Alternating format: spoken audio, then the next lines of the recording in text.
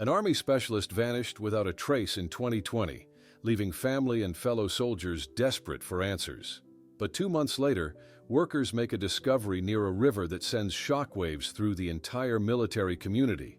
Subscribe to the channel, leave your like and comment from what part of the world you're watching, because now I'm going to tell you how all of this happened. This is not a story about distant battlefields or medals earned under enemy fire. What unfolded began in the quiet suburbs of Houston and would later shake one of the largest military posts in the United States.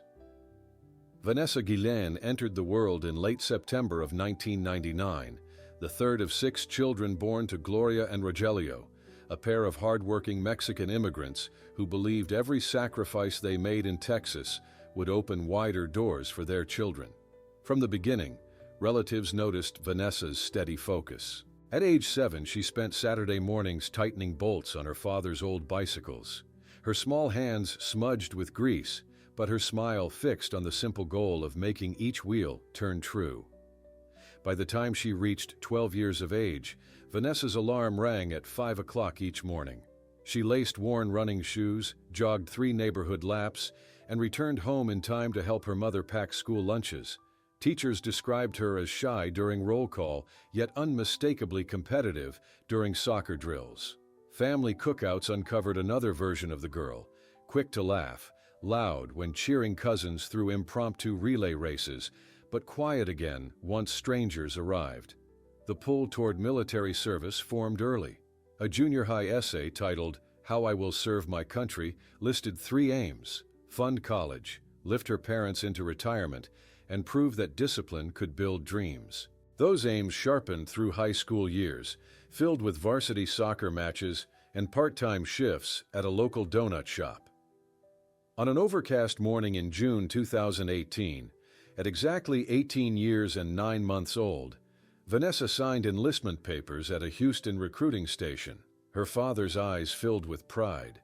Her own eyes lingered on the contract numbers that promised steady pay and future tuition assistance. Basic training at Fort Jackson tested her resolve.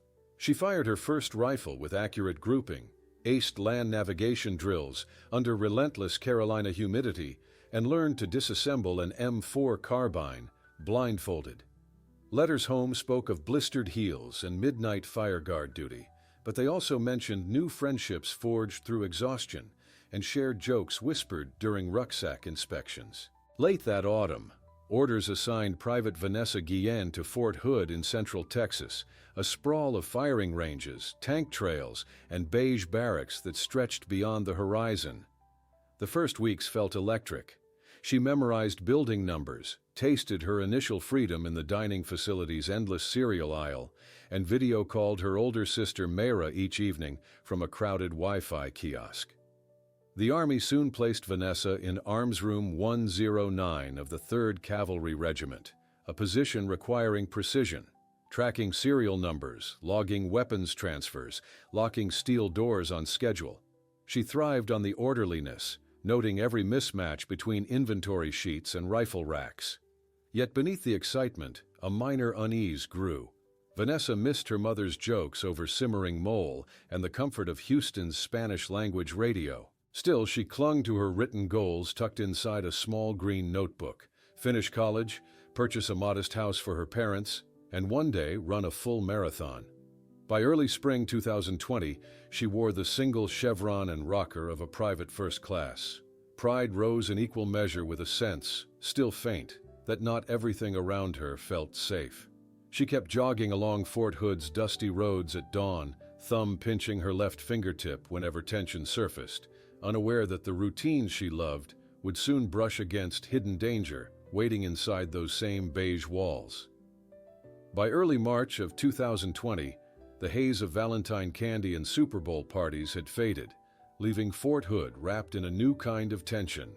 Public health bulletins about a fast-moving virus triggered temperature checks at the gate and rearranged dining facility tables into stiff rows of twos.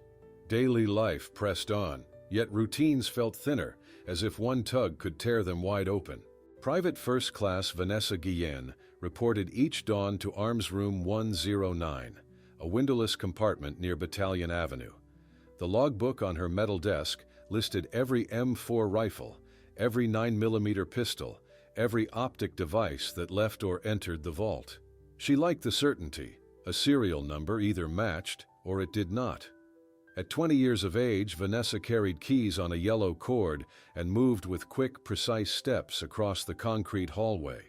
2 doors down, Specialist Aaron Robinson managed a sister arms room. He was also 20, taller by nearly a foot, and known for aligning pens, coffee cups, even paper clips into mathematical rows. Colleagues described him as quiet but edgy, the kind who looked past a person rather than at them. Vanessa first noticed his stare in mid-February. A glance held a second too long as she finished a timed inventory. Within days, the pattern repeated.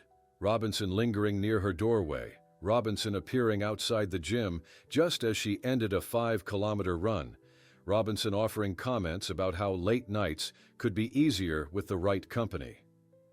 Vanessa logged these moments only in her mind, convinced that formal complaints would brand her fragile. After duty hours, she FaceTimed her mother Gloria from a bunk stacked with folded PT uniforms. She admitted that a male soldier was making her uneasy. Gloria urged her to speak with a supervisor. Vanessa shook her head. Army culture, she believed, rewarded resilience and punished anything resembling weakness. She reminded herself of that green notebook goal: buy a modest house for her parents before her 25th birthday.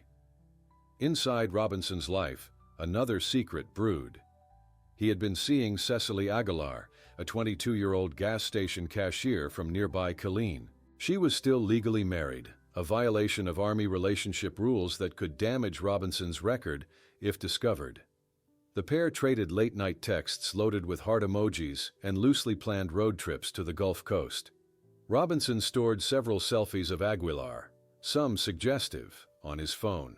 Regulations barred such images on government property, yet he scrolled through them inside the arms room during slow shifts. During the second week of March, Vanessa entered to retrieve a cleaning kit and noticed Robinson hastily pocketing his device. Their eyes met. He smirked. She turned away.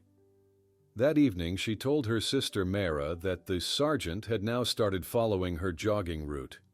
Again, she rejected the option of a formal report, insisting she could handle it. While spring drills intensified under looming pandemic restrictions, the base's tempo masked individual worries. Soldiers loaded vehicles for field exercises, commanders juggled new safety protocols, and supply clerks signed pallets of sanitizer instead of ammunition. Beneath the surface, however, 3 private pressures intensified: Vanessa's resolve to stay silent, Robinson's determination to protect his hidden relationship, and a rule-bound environment that prized order yet often overlooked personal warning signs. The intersection of those pressures would soon reach a point where one ordinary weekday could no longer contain them. Routine finally cracked on a clear Wednesday, near the end of April. The calendar read the 22nd of April, 2020. But inside Fort Hood, the morning looked indistinguishable from many before it. At a little past 6 o'clock, Private First Class Vanessa Guillen tied her black hair into a neat bun, laced purple running shoes, and jogged 2 laps along Battalion Avenue. She noted mild spring air, a faint diesel odor from idling troop carriers, and the rhythmic squeak of her own left sneaker. Nothing suggested the day would spiral away from pattern. After showering, she dressed in a black fitness shirt and matching workout pants, items acceptable for cleaning duties inside the vault. At 10 minutes past 10, she grabbed her yellow corded keys, a slim wallet, and a small bottle of hand sanitizer, then headed toward Arms Room 109. Security cameras positioned in the hallway captured her arrival at exactly 10 hours and 32 minutes. The footage showed her stride brisk, shoulders square, as she unlocked the heavy gray door and disappeared from view. Scheduled tasks were simple: wipe rifle bolts, verify serials, and stage 3 pistol cases for afternoon inspection. She planned to finish by noon and then meet 2 friends near Clear Creek Gate for tacos. A text she sent at 10 hours and 35 minutes read, in part, "Done by 1200, save me a seat." Meanwhile, specialist Aaron Robinson started his own shift in the adjoining arms room. Log entries indicate he signed out cleaning solvents at 10 hours and 40 minutes. Witnesses later recalled seeing him crossing the hallway several times, though no one paid close attention. Overlapping duty rosters often produced such movement. By 11 hours and 20 minutes, routine faltered. A soldier from headquarters troop walked into Arms Room 109 to request a spare bore brush. The door stood ajar, fluorescent lights glared, but Vanessa was not inside. Instead, her Army identification card, car keys, barracks key, and wallet lay atop the central work table. The visitor assumed she had stepped next door for supplies and left without comment. Shortly after 1600 hours, Vanessa's immediate supervisor noticed her absence during an accountability check. He called her cellular phone twice. The device went straight to voicemail. Believing she might be assisting another section, he marked her status as whereabouts unknown, but chose not to escalate. Normally, soldiers who drift from location turn up within a few hours. Evening drill ended, dinner call passed, and still no appearance. At 17 hours and 50 minutes, a roommate attempted a video call that failed. She messaged Mara Guillen in Houston, asking whether Vanessa had phoned home. Mara replied that she had not heard from her sister since early afternoon and felt uneasy. Night settled across central Texas. At 2200 hours, Mara began a series of frantic calls to base operations. Each met with polite deferral. 2 hours later, she started the 3-hour drive north on Interstate 35, convinced something had gone wrong. By 2 o'clock the following morning, she stood outside the east gate, flashing headlights, pleading for information that guards said they could not provide until daylight. Inside Fort Hood Barracks, some soldiers swapped theories while scrolling social media. Others slept, unaware anything was amiss. The last verified image of Vanessa, recorded at 10 hours and 32 minutes, would soon circulate across the nation. For the moment, it remained a routine hallway clip, filed on a base server, waiting for someone to recognize its weight. Daylight of Thursday, the 23rd of April 2020, reached Fort Hood before Solid Answers did. The installation's morning formation showed one gap in the line. Private First Class Vanessa Guillen remained unaccounted for. Her squad leader noted the absence at 6:30, filed a duty status whereabouts unknown report, and checked the usual spots: medical clinic, motor pool, dining facility. Each location returned the same response: she had not signed in. 3 hours south, Myra Guillen parked outside her family's small brick home in Houston. She and her mother had slept little. Shortly after 8 o'clock, they began calling every number listed on Vanessa's contact sheet. A staff duty clerk offered only that internal checks were underway. By mid-morning, Mara opened social media apps and posted her sister's photo with a short line: "If anyone has seen Vanessa, please message me." The image showed a young soldier in camouflage, dark eyes direct, lips held in a firm line. Inside Fort Hood, procedure moved forward. At 1100 hours, military police conducted a sweep of Vanessa's barracks room. The bunk stood neatly made. A phone charger dangled from an outlet, unused since the previous evening. A half-finished letter addressed to Mom rested under a notebook of future goals. Investigators reviewed security footage again, confirming the last visual at 10:32 on the prior morning. No camera showed her exiting the building. Family worry turned public by early afternoon. Houston television station KHOU aired a brief segment during the lunch hour, citing an Army private first class missing since Wednesday. The clip lasted 30 seconds, but triggered a chain reaction.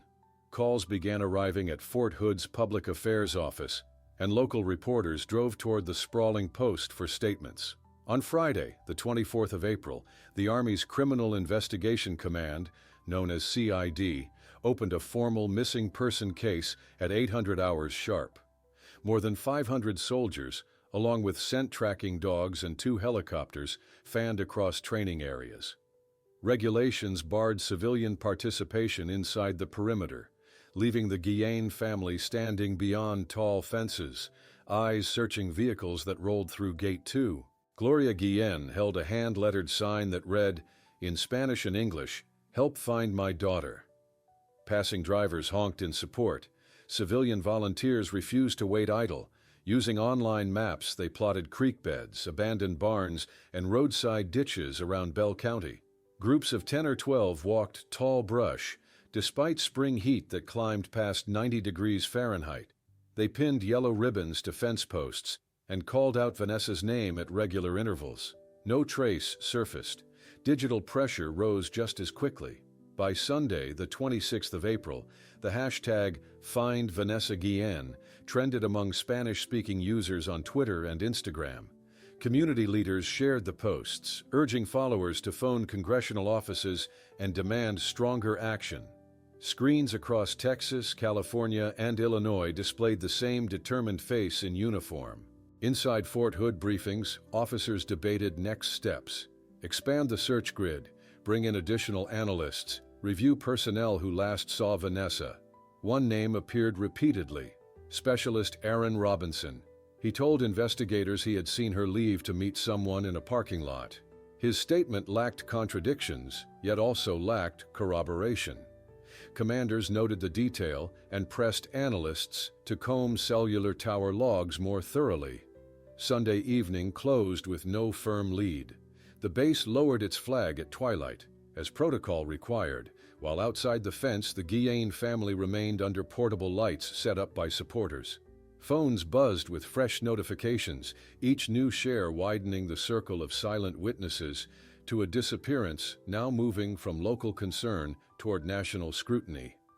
Monday, the 27th of April, 2020, dawned with emails flooding inboxes at Fort Hood's Public Affairs Office. Overnight shares of Vanessa Guillen's photo had climbed into the hundreds of thousands, forcing the Post to assign extra staff just to answer calls.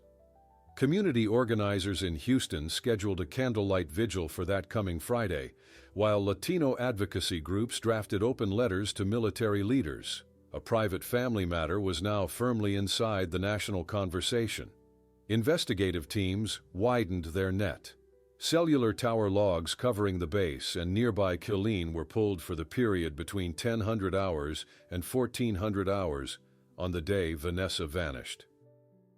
Analysts flagged one handset that mirrored Vanessa's movements until 10:30, then traveled a short distance northwest and went silent. The device belonged to Specialist Aaron Robinson. He again told agents he had remained in his own arms room, claiming any location pings must be errors. Lacking physical evidence, investigators logged the inconsistency and moved on. The calendar turned to May. Pandemic restrictions still limited large gatherings, yet concern pushed people outdoors anyway. On Friday, the 1st of May, close to 200 supporters marched along Fort Hood Street, carrying yellow ribbons and posters. Local police redirected traffic as motorists honked in solidarity. Reporters from English and Spanish language outlets recorded the scene, framing the banners that read, "Where is Vanessa?" That night, Houston's vigil unfolded beneath strings of patio lights outside a neighborhood taqueria. Family attorney Natalie Kawam, recently hired, promised to elevate the search to every corner of government. Her remarks, clipped for television, ran on evening newscasts across 4 states. Inside Fort Hood, soldiers received talking points, instructing them to refer any media inquiries to command channels. Privately, many lower enlisted members traded stories of unreported harassment, wondering aloud whether the system would protect them if they ever spoke up.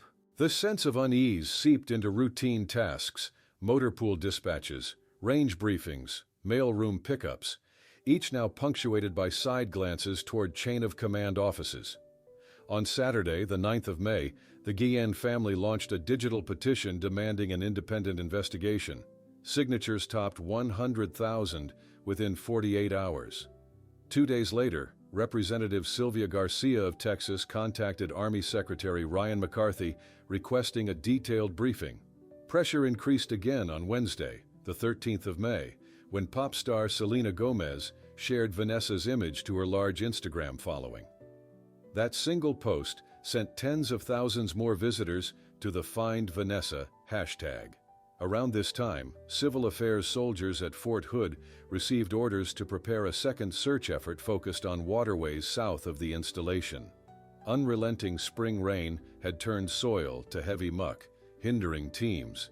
Yet commanders could no longer risk appearing inactive. On Monday, the 18th of May, over 300 service members combed low-lying creek beds with metal probes and cadaver dogs. Civilian volunteers, barred from joining inside the fence, mirrored the sweep beyond the perimeter line, slogging through waist-high grass under rising humidity. As logistical maps expanded, so did the financial incentive. On Saturday, the 23rd of May, Army Criminal Investigation Command posted a $15,000 reward for credible tips. By evening, Attorney Kawam announced private donors had tripled that figure, bringing it to $50,000.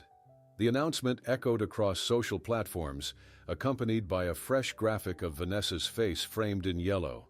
Tip lines lit immediately, producing dozens of leads. Some pointed toward abandoned farm structures, others toward river bends thick with brush. Though many leads would prove empty, each call underscored a growing reality. A young soldier's unexplained disappearance had rallied a community unwilling to let the trail grow cold. Fresh tips soon pointed investigators back toward technology rather than terrain. During the final week of May 2020, Army and FBI analysts assembled an expanded spreadsheet of cell tower hits tied to everyone known to have worked near Arms Room 109 on the 22nd of April. Vanessa Guillen's handset stopped transmitting at 10:34 that morning, but two other devices showed notable movement in the hours that followed. One belonged to specialist Aaron Robinson.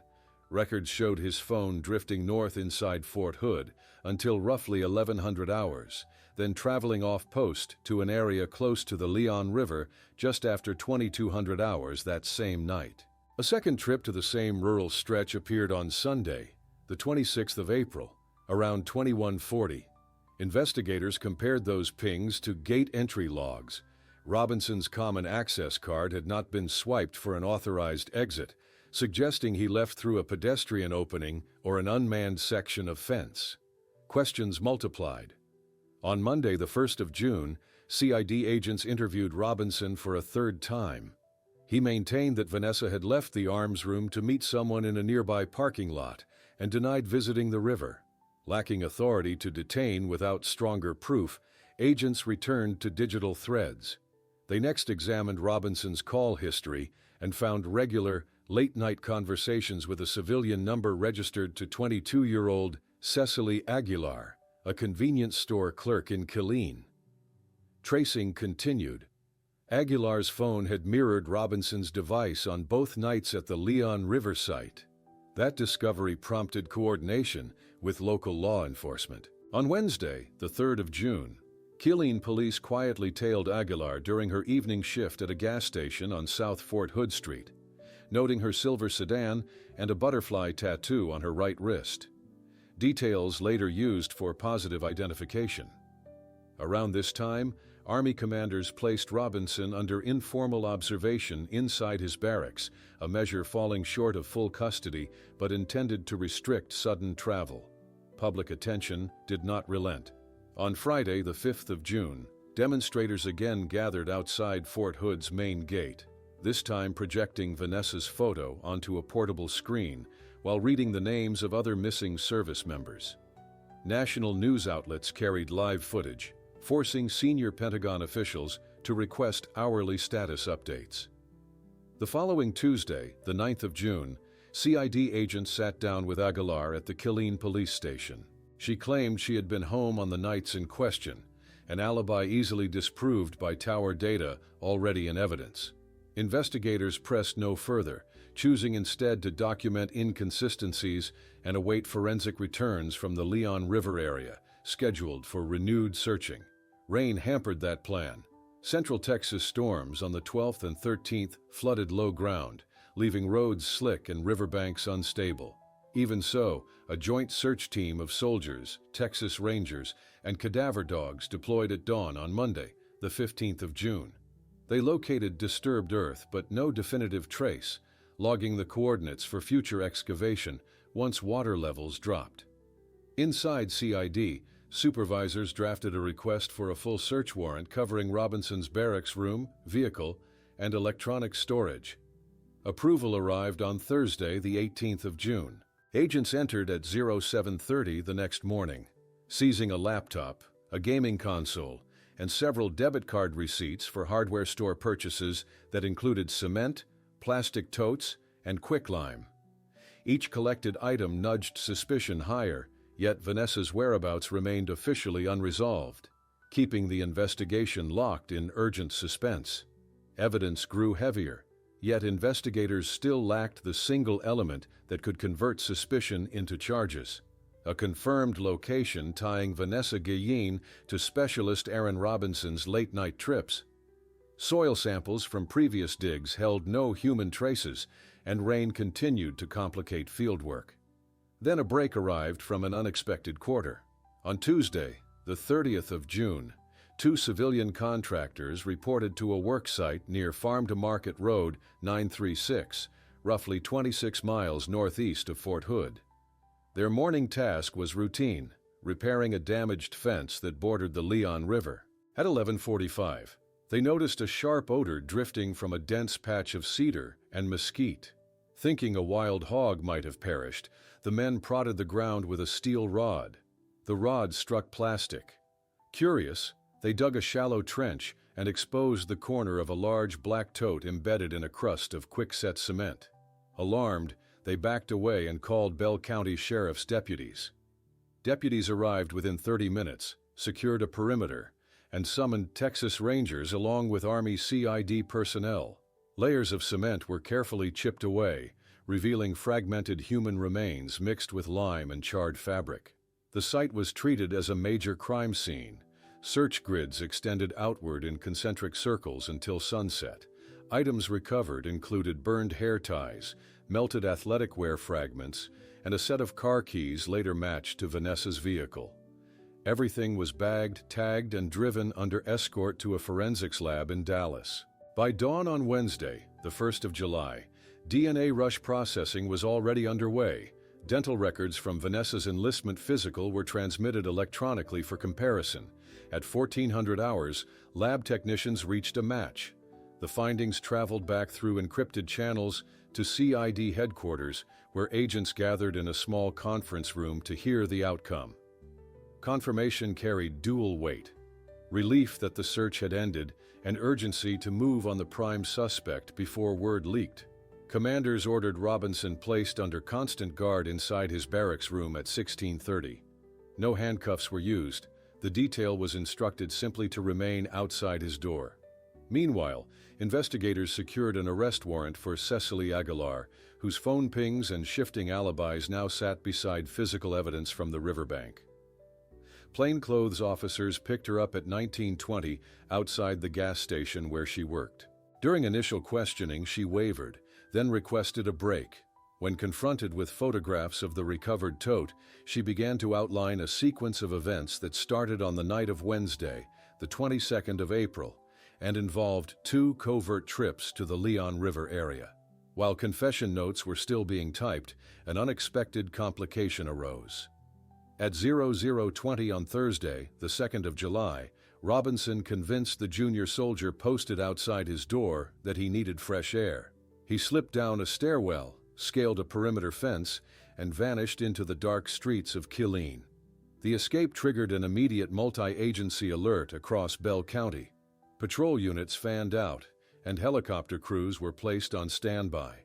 For a second time in 10 weeks, a routine night at Fort Hood had given way to unfolding crisis, this time with an armed fugitive moving through residential neighborhoods under cover of early morning silence. Patrol cars crisscrossed Killeen within minutes of the alert. At 01:29 on Thursday, the 2nd of July, a county deputy spotted a tall figure in dark athletic shorts walking along Airport Road, roughly 4 miles from Fort Hood's eastern fence. The deputy activated emergency lights and called for backup. Dashboard video later showed Specialist Aaron Robinson turning, lifting a small handgun, and pacing backward toward a vacant lot. 2 additional cruisers arrived, forming a semicircle with spotlights trained on him. Officers issued loud commands, but Robinson remained motionless for several seconds, weapon pointed toward his own torso. Suddenly, he fired a single round and collapsed. Medical personnel reached the scene within 4 minutes. They pronounced him beyond help at 0140. Investigators recovered his cellular phone and barracks key beside the gravel, but found no written statement. News of the overnight pursuit reached Fort Hood Command at dawn. By 7 o'clock, soldiers lined up for formation were told an investigation would determine how Robinson slipped past a guard detail. Meanwhile, agents in Temple questioned Cecily Aguilar for a second time. Faced with Robinson's fatal end and confronted by tower data, store receipts, and photos from the Leon River site, she offered a sequence of events that matched previously collected evidence.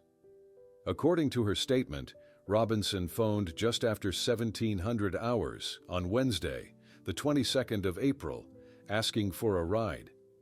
He directed her to a dirt turnout near the Leon River, where a large plastic container waited in the truck bed of his silver pickup.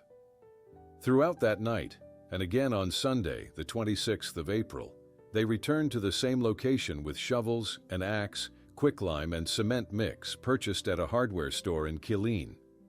Aguilar described multiple attempts to conceal physical traces, including burning athletic clothing and smashing a cellular phone.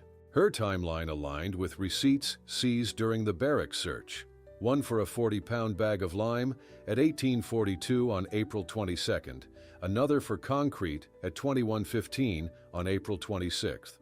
Federal prosecutors filed an initial charge of conspiracy to tamper with evidence late Thursday afternoon. Court documents submitted to the Western District of Texas cited knowing assistance after the commission of a serious offense. Aguilar, 22 years old, appeared by video before a magistrate judge on Friday, the 3rd of July, wearing a standard-issue gray detention uniform. She did not enter a plea and was remanded without bond. Outside Fort Hood's main gate, supporters gathered under a white tent despite triple-digit temperatures. Gloria and Mayra Guillen stood together, each holding a framed photo of Vanessa. Reporters asked how the family felt about Robinson's abrupt end. Mayra answered that official accountability had only begun. She called for independent oversight of all harassment complaints within the armed services, echoing demands already circulating among lawmakers. Attention now shifted toward systemic questions. Why had earlier warnings gone unheeded? How did a prime suspect retain freedom of movement? And what structural changes were needed to ensure that no service member could vanish inside the very institutions sworn to protect them? Army leaders scheduled a press briefing for the following week, promising a transparent review of command actions surrounding the disappearance and its tragic culmination. Questions met answers on Tuesday, the 7th of July, 2020, when Army Secretary Ryan McCarthy stood before cameras at the Pentagon briefing room. He acknowledged multiple failures of leadership at Fort Hood and announced an independent review panel composed of 5 civilians with experience in law enforcement and victims advocacy. The panel received 90 days to interview soldiers, examine records, and recommend systemic fixes. That same afternoon, House Representatives Sylvia Garcia of Texas and Jackie Speier of California introduced draft legislation titled the I Am Vanessa Guillen Act, seeking to shift harassment and assault investigations outside the regular chain of command. While policy wheels turned, the legal process against Cecily Aguilar advanced. On Thursday, the 13th of August, a federal grand jury in Waco added 2 counts of tampering with evidence and 2 counts of making false statements.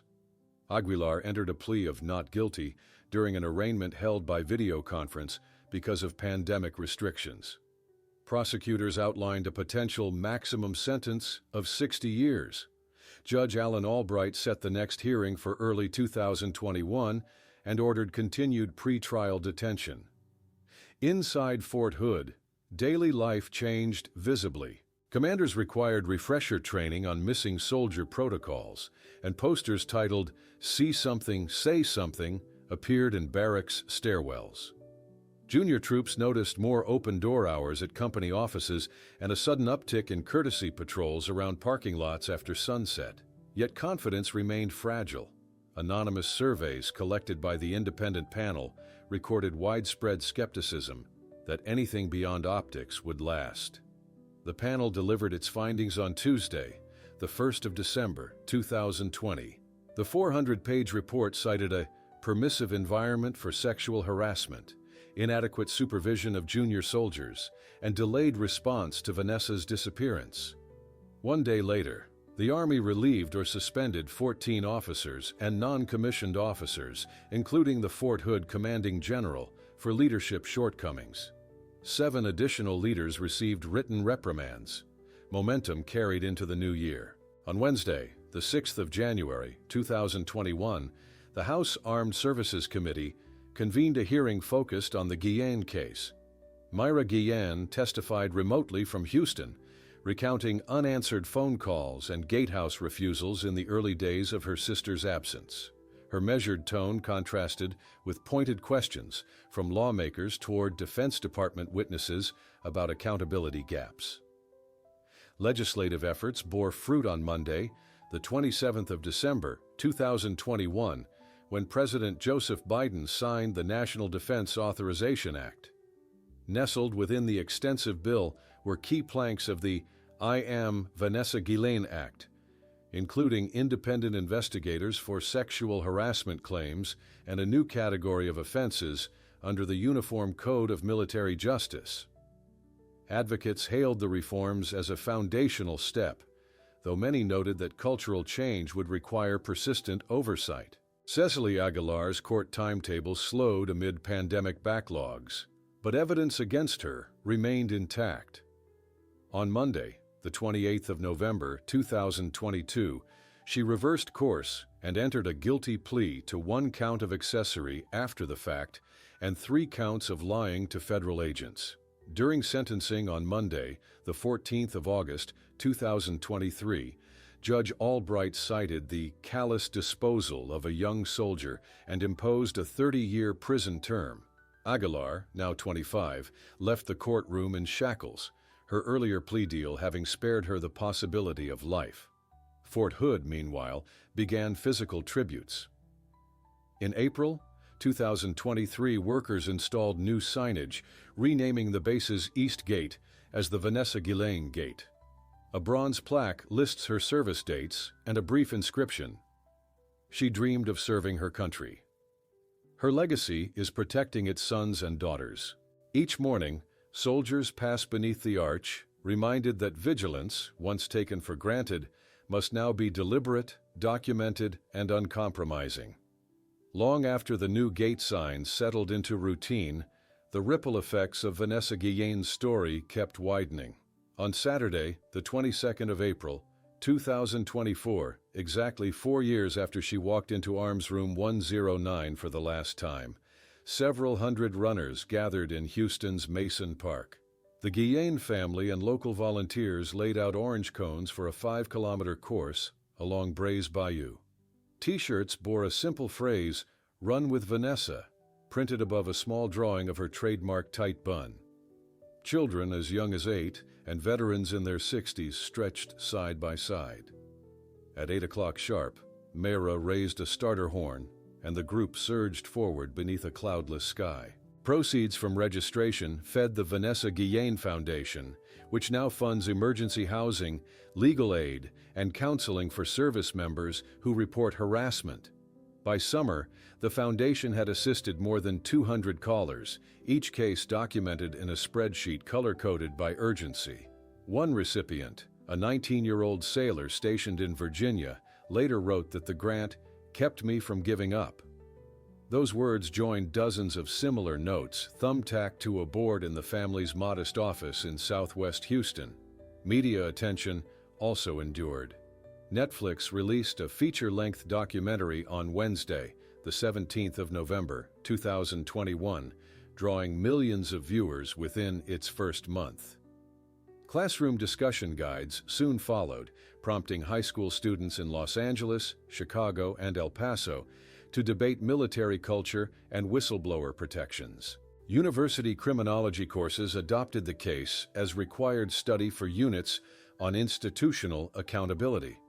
Inside the Army, policy shifts moved from paper to practice. By early 2023, new software allowed soldiers to file harassment complaints directly to independent investigators without notifying immediate supervisors. Quarterly reports mailed to Congress showed a 27% rise in filings, a metric leaders interpreted as increased trust rather than increased incidents.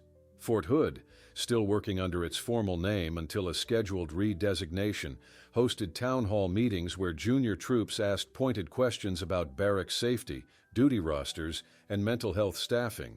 Commanders, now evaluated on responsiveness to such inquiries, stayed past scheduled end times to hear every comment.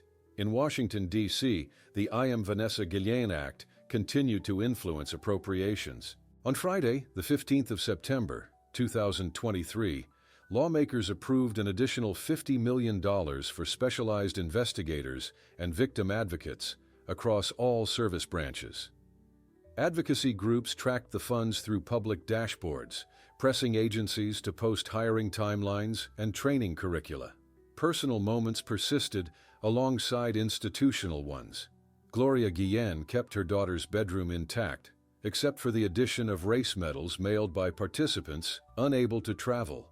She dusted the bookshelf each Sunday, careful not to disturb the shoebox filled with candy wrappers Vanessa had saved, every color a reminder of some past celebration. Rogelio, her father, returned to repairing bicycles in the driveway, offering free tune-ups to neighborhood kids in exchange for a promise to stay in school. As the fourth annual run concluded, participants accepted small bronze medals shaped like an infinity symbol. The engraving read, "Service, Courage, Change." Runners cooled down under a canopy where volunteers handed out cold water and pan dulce. No speeches followed, only quiet conversations and the soft hum of cell phones capturing final photos. In that understated closing, the enduring power of Vanessa's narrative became clear. A young soldier's interrupted path had inspired reforms of national scale, yet its deepest impact remained local and personal, a steady push toward communities that watch, listen, and act when any voice signals distress.